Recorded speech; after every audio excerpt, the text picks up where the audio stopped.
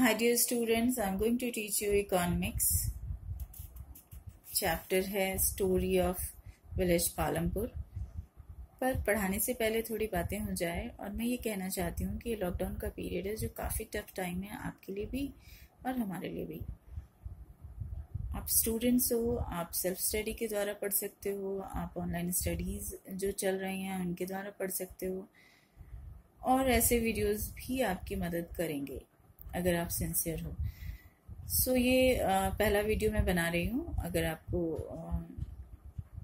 अच्छा लगता है तो आप देखें और कमेंट करें, तभी पता चलेगा मुझे कि मुझे और क्या करना चाहिए। कोशिश कर रही हूँ। सो हम लोग बात करना शुरू करें। इकोनॉमिक्स के बारे में जब हम बात करते हैं तो सबसे पहले बात आती है कि इस सब्जेक्ट में हम जो बात कर रहे होंगे वो मनी और मनी, सिर्फ मनी से रिलेटेड बातचीत इसमें होती है।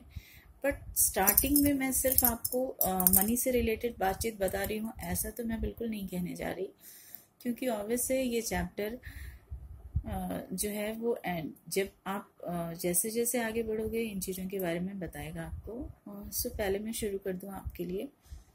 स्टोरी में हम पालमपुर की जब चर्चा कर रहे हैं तो इसके बारे में थोड़ी सी जान लें आप कि पालमपुर है काफ़ी डेवलप विलेज कहलाएगा ये, और इसको एक रिसैम्बल किया गया है उत्तर प्रदेश के एक छोटे से विलेज से, और हम कह सकते हैं कि उत्तर प्रदेश के ही किसी विलेज का ये एक एग्जाम्पल जैसा है। पालमपुर एक ऐसा विलेज है जहाँ पे सारी सुविधाएं हैं, काफ़ी डेवलपमेंट है, रोड, ट्रांसपोर्टेशन, इलेक्ट्रिसिटी, सारी सुविधाएं हैं। उनके अड़ोस पड़ोस में जो कुछ शहर है जहाँ से इनका जो है मार्केट एक्टिविटीज़ चलती हैं। तो जैसे जैसे हम आगे बढ़ेंगे उस पर बात करेंगे, बट सबसे पहले हम बात शुरू कर लें कि इस पालमपुर के स्टोरी में बाकी सब फैक्टर्स में जो सबसे ज़्यादा ज़रूरी है उसमें हम देखने वाले हैं फैक्टर्स ऑफ प्रोडक्शन। वीडियो लगता है थोड़ा शेक कर रहा है, बट मैं कोशिश करती हूँ। इसमें वैसे जो फैक्टर्स हैं प्रोडक्शन के वो ब्रॉडली इसको जो है 4 भागों में बांटा गया है: लैंड, लेबर, फिजिकल कैपिटल और ह्यूमन कैपिटल। आप इनमें से 3 चीज़ों के बारे में पहले ही पढ़ चुके हैं, कई जगह तो आपने इनको थोड़ी ज्योग्राफी में भी पढ़ा है, लेकिन इसमें अब आप देख लो। तो शुरुआत में करती हूँ लैंड से, यानी किसी भी तरह के प्रोडक्शन के लिए आपको ये इम्पॉर्टेंट फैक्टर्स हैं, ब्रॉडली 4 आप मान के चलो कि 4 इम्पॉर्टेंट फैक्टर्स हैं जो होनी ही चाहिए। कोई भी प्रोडक्शन कर लो, जैसे मैं सिंपली यहाँ एग्जांपल ले लेती हूँ एग्रीकल्चर का। आपको एग्रीकल्चर करना है तो ऑब्वियस है उसके लिए सबसे पहले तो ज़मीन चाहिए ही, क्योंकि खेती आप कहाँ कर रहे हो, ज़मीन पे।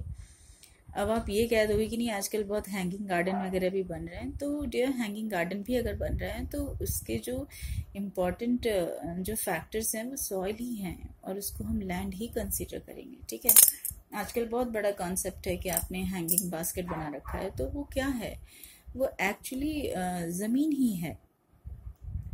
तो पहला लैंड है।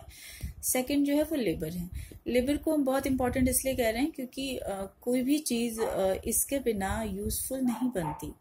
हालांकि लेबर में और ह्यूमन कैपिटल में थोड़ा फ़र्क है। मैं बोल सकती हूँ कि लेबर जो होते हैं वो स्किल्ड नहीं होते, इसीलिए मैं थोड़ा स्किप करके आपको बता रही हूँ कि दोनों एक्चुअली ह्यूमन कैपिटल का ही हिस्सा है, लेकिन लेबर जो है वो नॉन स्किल्ड है और ह्यूमन कैपिटल जिसको हम बोलेंगे वो स्किल्ड है। ठीक है, बहुत बड़ी एसेट हम कंसीडर करते हैं ह्यूमन कैपिटल को। सिंपली यहाँ पे हम लोग देख लें कि जो लेबर है वो क्या है, फिजिकल कैपिटल है वो क्या है। तो लेबर की चर्चा जैसे आपने की कि किसी चीज़ को भी यूजफुल बनाने के लिए लेबर की ज़रूरत होती है। कोई भी चीज़ आप कर रहे हो, जैसे एग्रीकल्चर करना है तो उसमें लेबर की तो ज़रूरत होती है, तो वो लेबर ही उसको यूजफुल बनाता है। आपके पास सारी चीज़ है, लैंड है और रॉ मटेरियल्स हैं और अदर इक्विपमेंट्स हैं एग्रीकल्चर के लिए, बट अगर लेबर नहीं है तो वो खुद ब खुद तो कुछ भी प्रोडक्शन नहीं कर रहा होगा। तो लेबर बहुत इंपॉर्टेंट है, लेकिन लेबर को हम कंसिडर करेंगे नॉन स्किल्ड पर्सन। ठीक है, और यहाँ पर ह्यूमन कैपिटल क्या है, तो ये भी जो है ह्यूमन बीइंग्स ही है दोनों, लेकिन जो ह्यूमन कैपिटल यहाँ हम जिसको कह रहे हैं वो एक एसेट है, और इसको हम कहते हैं स्किल लेबर।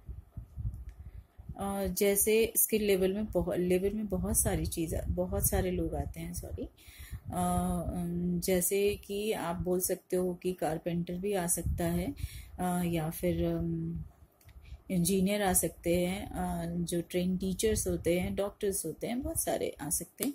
और लेबर में हम उनको बोलते हैं जो नॉन स्किल्ड हैं, जिनको कोई स्किल नहीं आती, बट हाँ वो भी अपनी लाइवलीहुड अर्न कर रहे हैं।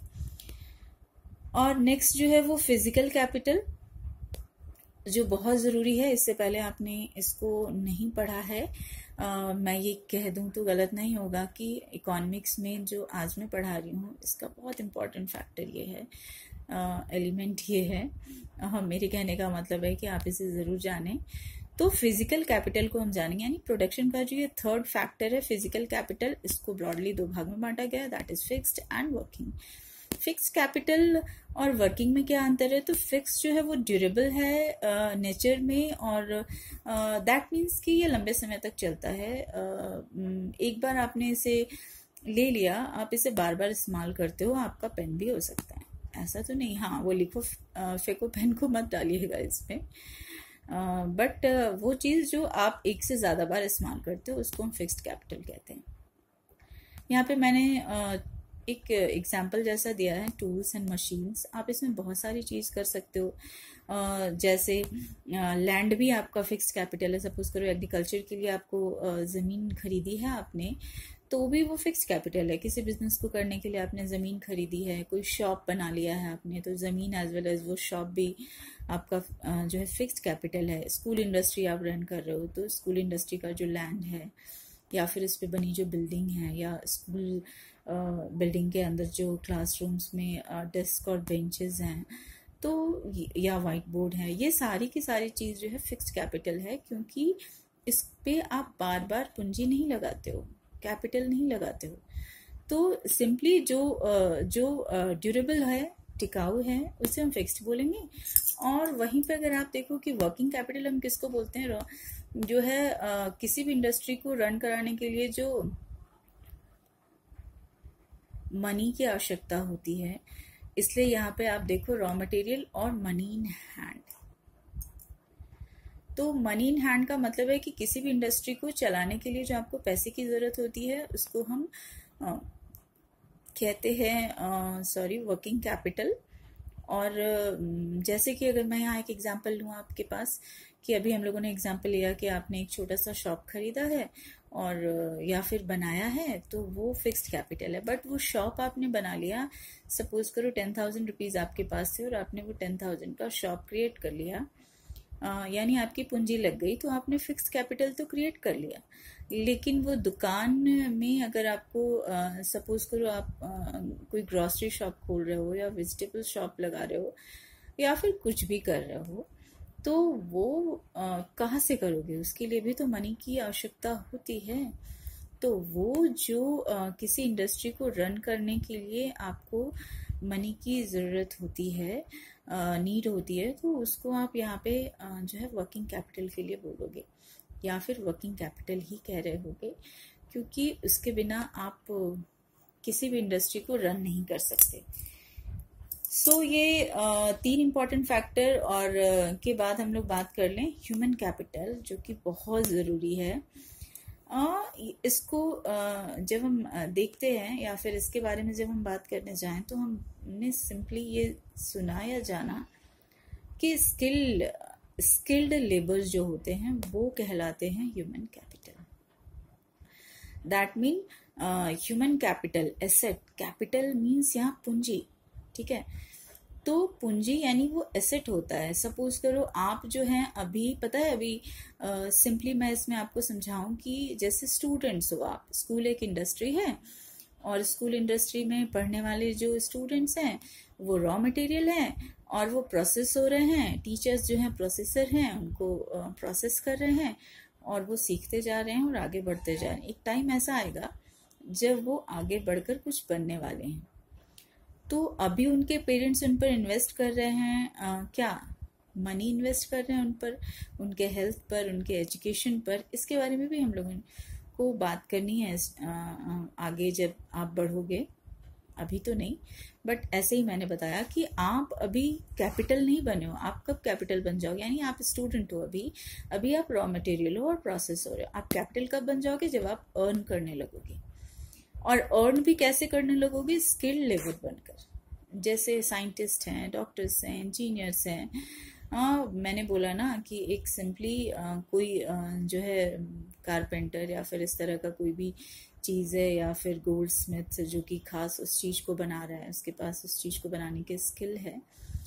तो नॉर्मल बोलचाल की भाषा में हम बोलते हैं ना कि बहुत इससे अच्छा आता है बनाना, दैट मीन कि उसके पास वो स्किल है।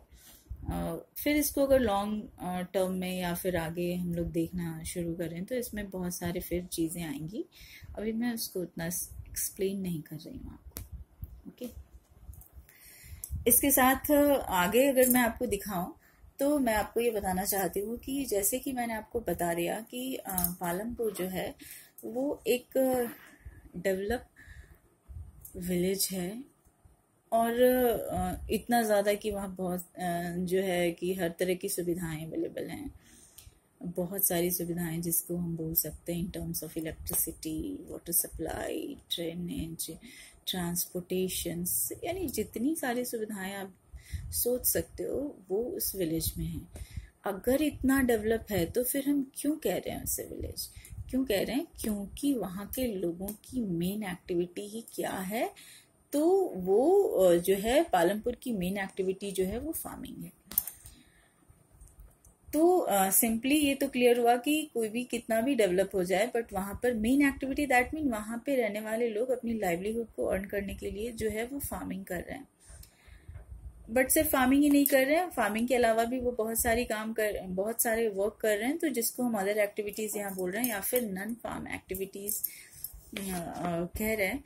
तो पालमपुर में बहुत सारे ऐसे नॉन फार्म एक्टिविटीज भी थे, जैसे कि आपने पढ़ा भी होगा, और मैं फिर से एक बार ऐसे एग्जांपल के तौर पर बता रही हूँ कि डेयरी फार्मिंग है, ट्रांसपोर्ट है, स्मॉल स्केल इंडस्ट्रीज है, बहुत सारी चीज वहाँ रन हो रही है, छोटे मोटे इंस्टीट्यूट चल रहे हैं, टेलरिंग शॉप है या फिर शॉपकीपिंग का जॉब है। तो बहुत सारी ऐसी है जो कि यानी ऐसे भी देख सकते हो या समझ सकते हो कि वो एक्टिविटीज जो फार्मिंग के बियॉन्ड हो। और यहाँ पे बात आप करते हो कि फार्मिंग एक्टिविटीज और नॉन फार्मिंग एक्टिविटीज में डिफरेंशिएशन क्या है, बस ये आप जान लो। इसके बाद मैं वीडियो जो है खत्म ही करूंगी। तो फार्मिंग और नॉन फार्मिंग में सिंपली आपको मैंने यही बता दिया कि फार्मिंग एक्टिविटीज उन एक्टिविटीज को हम कहते हैं जो फार्मिंग से रिलेटेड हो, एग्रीकल्चर से रिलेटेड हो। अगर मैं यहाँ पे आपको दिखाऊं कि ये इंक्लूड करता है रेयरिंग ऑफ एनिमल्स, ब्रैकेट में मैंने लाइव स्टॉक लिख दिया है क्योंकि जो एनिमल्स होते हैं उनको हम लाइव स्टॉक्स भी बोलते हैं, या फिर ऐसे भी समझ सकते हैं, जो जिंदा जानवरों के समूह को हम लाइव स्टॉक कहते हैं। एंड ग्रोइंग क्रॉप्स, तो ऑब्वियस है फार्मिंग मेन एक्टिविटी है तो वहाँ तो फसल को हम प्रोड्यूस कर ही रहे हैं। और नॉन फार्मिंग एक्टिविटीज में सिंपली इंक्लूड करता है डेयरी फार्मिंग, ट्रांसपोर्टेशन, जो मैंने आपको पहले भी बता दिया।